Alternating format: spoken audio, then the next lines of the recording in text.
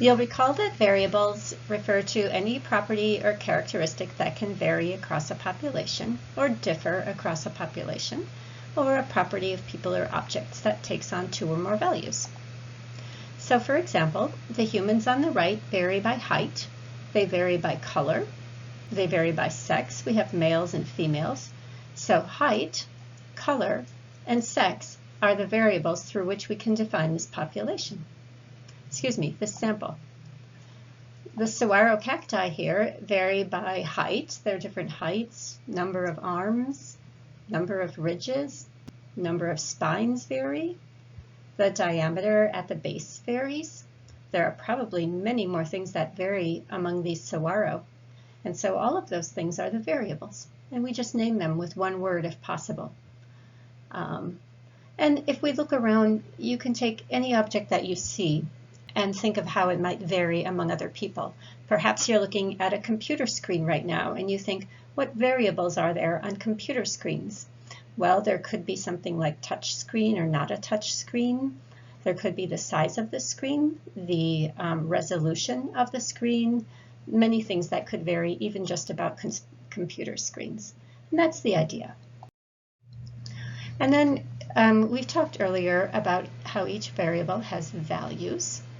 So each variable has a set of possible values. So if we say computer screens, the example I just gave, and we're looking at the size of computer screens, we would probably be looking at that diagonal measure, and we might have ranges from 11 inches or something like that, all the way up to maybe 60 inches on the diameter.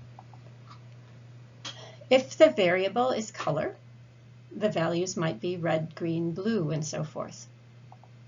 If the variable is age, we might have any number between 0 and 120 as possible ages.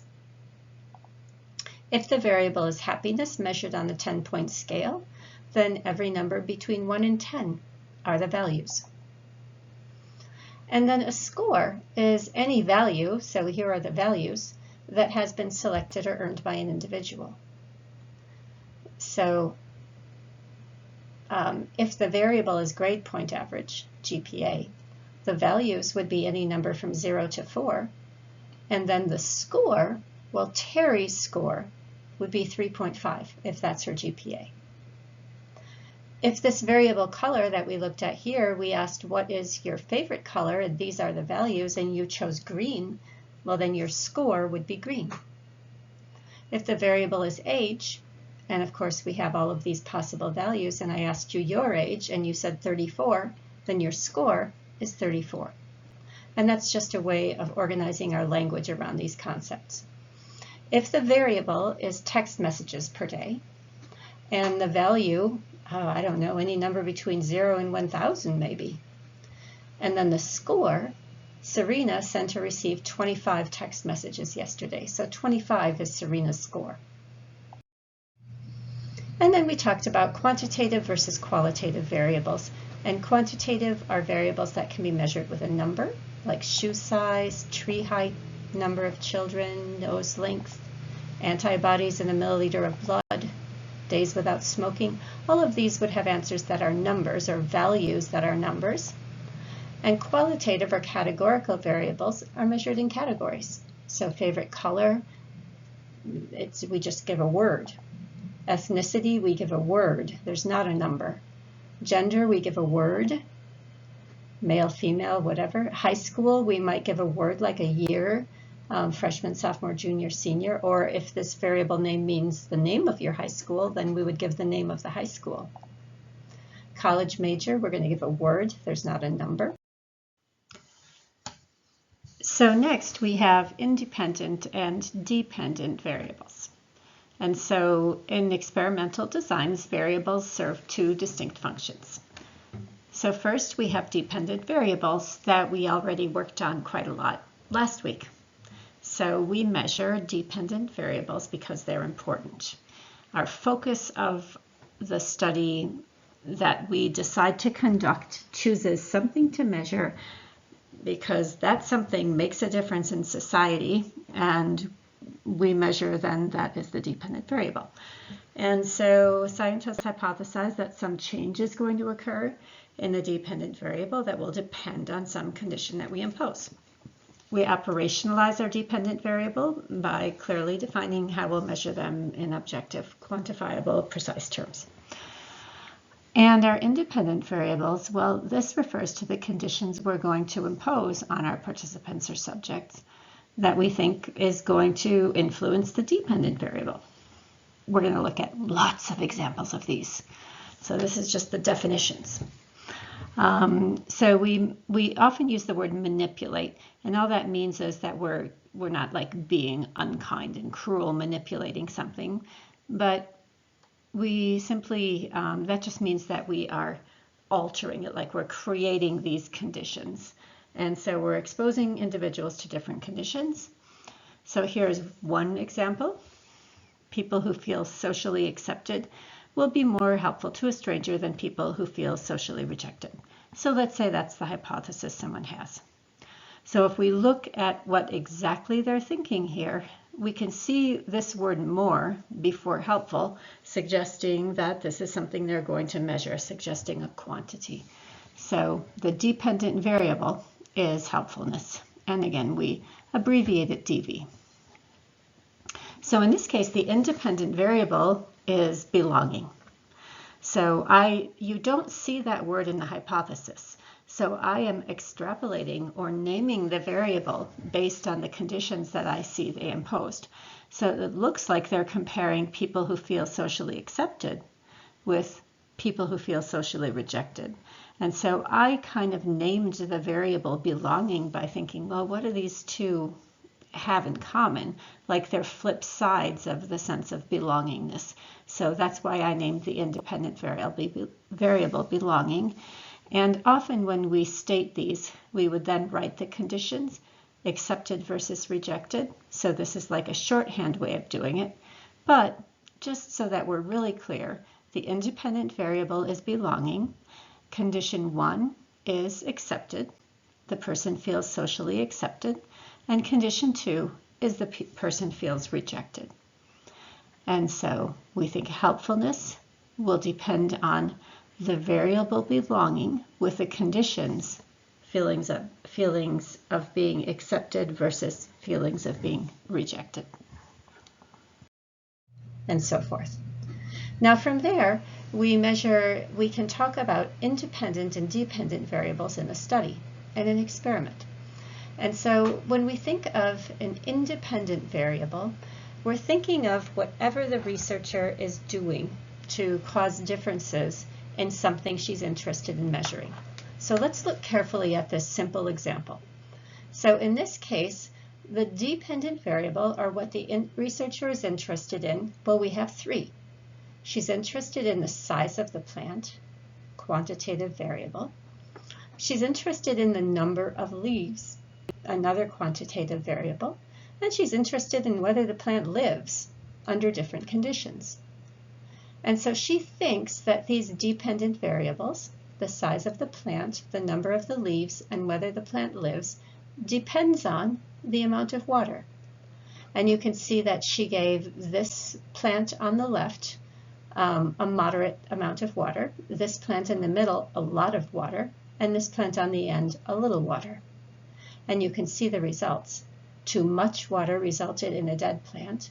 Too little resulted in a plant that wasn't flourishing, and just the right amount resulted in a flourishing plant. And so the independent variable is what she manipulated, and she manipulated the amount of water. The dependent variable is what she measured, what she thought would depend on the independent variable, or on the amount of water, and the size of plant, number of leaves, whether they're living or dead. Let's look at another example. Another example might be something like this. Let's imagine that someone, a doctor or a public health student, is interested in some measure of health, and she's got some way of measuring this dependent variable of health. And she thinks that there's some sort of a medicine that's going to contribute to it. So she has one treatment that's the real medicine, some sort of supplement that she thinks will help the health of people, and then a control group, a placebo, a sugar pill without her important medicine in it that she doesn't think will help. And so she gives the medicine, randomly assigns her participant to either have the real medicine or the fake medicine. Ideally, she doesn't know if they're getting the real or the fake. But she always gathers their health data, and at the end of the study, then she opens up, she discovers whether they had the real or the fake, after she's determined whether there's any difference between these two groups. So the health is the DV, or dependent variable, that she thinks will depend on the medicine type.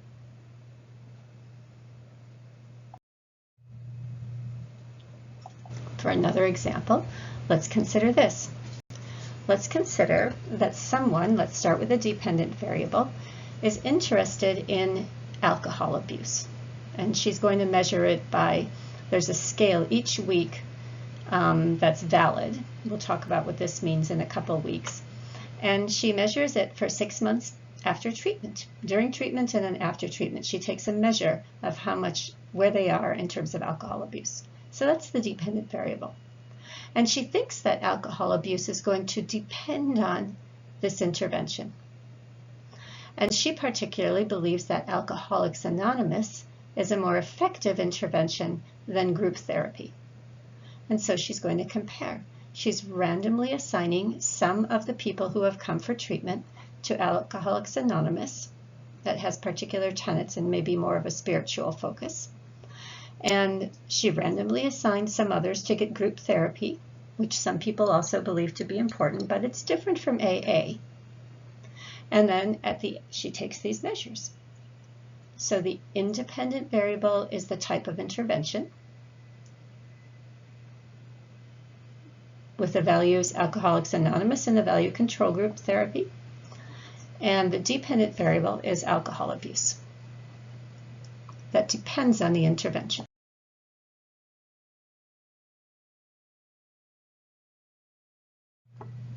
So here's some way to phrase it. The dependent variable is the variable that's being measured, or that might be expected to change as a result of the treatment. The independent variable is the variable that's manipulated by the researcher. The experimental condition 1, would usually be the experimental condition or the medicine or treatment that we think will impact the dependent variable. And condition 2 is the control condition, or the condition that's exactly like the experimental condition but lacks the key ingredient. So this is a classic paradigm. It's also called a randomized control trial. It's how most medicines in this country are tested. And it's with subject and researcher not knowing whether the patients have had the medicine or the placebo until all the data are collected and analyzed. So this is how they're defined. And you could, of course, have more conditions than just 2. You could have many conditions. So let's do some examples. What is the independent variable and dependent variable? A researcher studied whether children who ate high sugar breakfast cereals were more likely to behave aggressively during recess than children who ate low sugar breakfast cereals. And so what is being measured? Aggressive behavior. What does aggressive behavior depend on? High sugar breakfast cereals or low sugar breakfast cereals. So we would say the variable and the independent variable in this case is the breakfast cereal type. High sugar versus low sugar are the values. And the dependent variable is aggression. A scientist suspected that people were more likely to butt into a line or a queue that was made up of strangers than a line or queue of people that was made up of acquaintances. And so in this case, the behavior that's being measured is line butting, I guess we would say. So that would be the dependent variable. And the independent variable that is manipulated by the researcher is whether the line is made up of friends or acquaintances or strangers. So the queue composition is the independent variable, and line butting is what's being measured, the dependent variable. Andrea thought that people would remember a list of words more accurately if they slept than if they did not sleep after studying the list. So what is it that she's going to measure? Well, she's going to measure how many words they recall, how accurate they are, and what she's going to manipulate is whether they sleep after studying the list or they aren't allowed to sleep after studying the list. So we would say sleep is the independent variable, and word memory is the dependent variable. She thinks word memory depends on sleep. In the classic studies that you've all watched by now, we have, you've gotten the gist of these, and this class divided is a study in which a third grade teacher wanted to demonstrate to white children in her class the effects of racism and prejudice on the person experiencing it. And she did that, as you know, by randomly deeming either blue-eyed children or brown-eyed children to be inferior, and observing the outcomes throughout the school day, the couple days that this took place.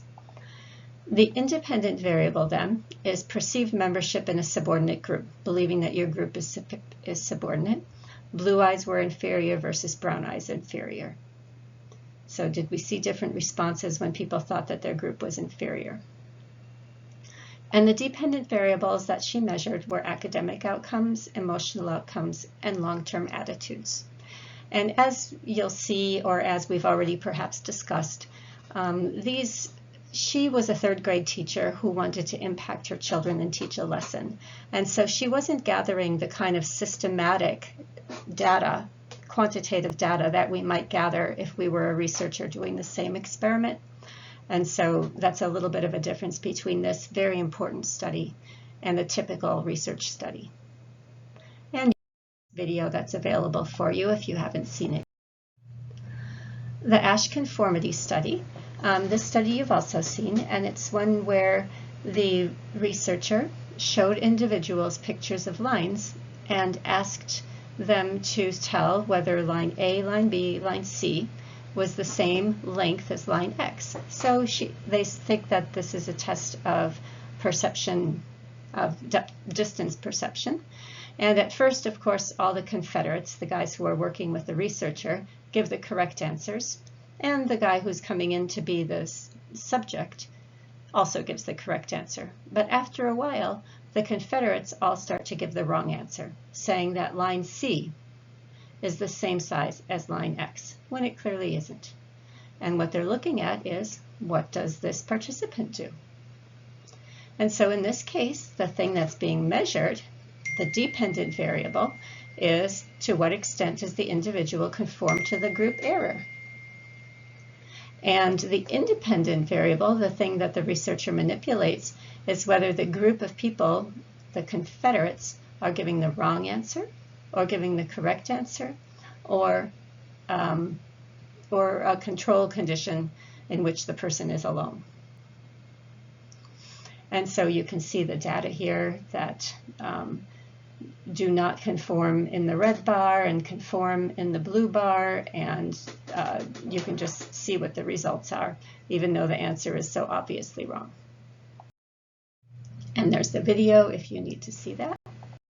Still, the Bobo doll experiment, the one that we're looking at in particular, is children who watched a video of either randomly assigned to either a violent video, where an adult violently attacked this Bobo doll and beat it up, or a video in which the adult just played with the Bobo doll. And in this case, the thing that was manipulated by the researcher is what film the children watched. Were they exposed to aggression? Video of adult punching doll, video of adult playing with Bobo versus control. So that's what the researcher manipulated or did to people, and what she measured is aggression. To what extent does the child behave aggressively to the Bobo doll?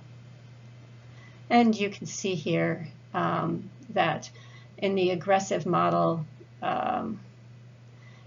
these are the different types of aggression that were seen, and so the purple bar represents how the number of children who were acting aggressively in the case of watching an aggressive model versus no model and a non-aggressive model.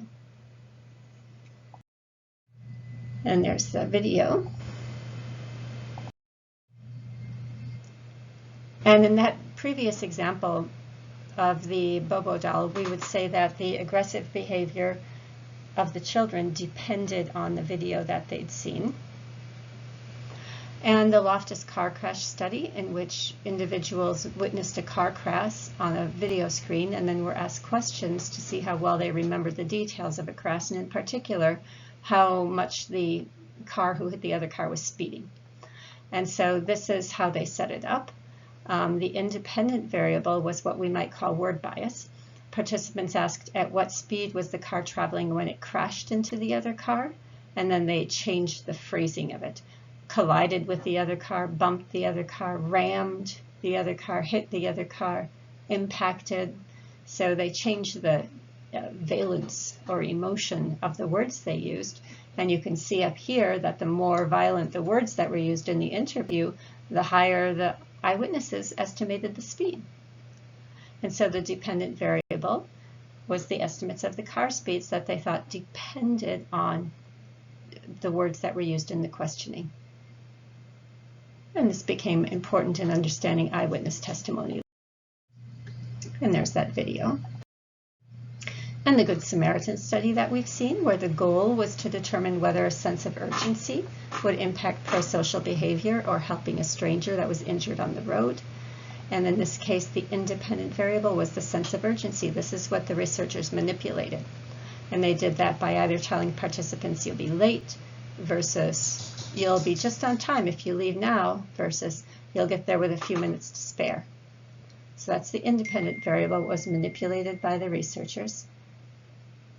And the dependent variable is pro-social behavior, help offered to an injured stranger.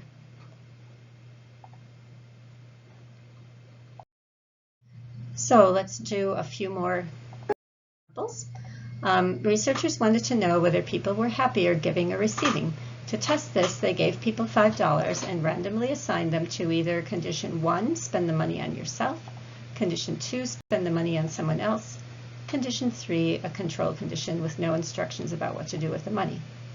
They asked all the people to return to the lab at the end of the day where they were given a measure of happiness. What is the independent and dependent variable? IV is money instructions, self versus other versus control. And the dependent variable is happiness. They thought that would depend on how the participants use the money. Or Dr. Smith wanted to know whether children's reading fluency was better when they read to a gentle dog than to another person. So in this case, the independent variable, the thing that is manipulated by the researcher, is who is the listener? Is it a dog or is it a human? And the dependent variable is reading fluency. Toloma wanted to know whether people were more likely to help a stranger who dropped books after being told they would be well loved later in life than when they were told they might be alone later in life. And in this case, the independent variable is the prediction. You're going to be lonely versus you're going to be loved. And the dependent variable is helping behavior. And so that is the end of this content. I hope you find it helpful as you take the practice quiz.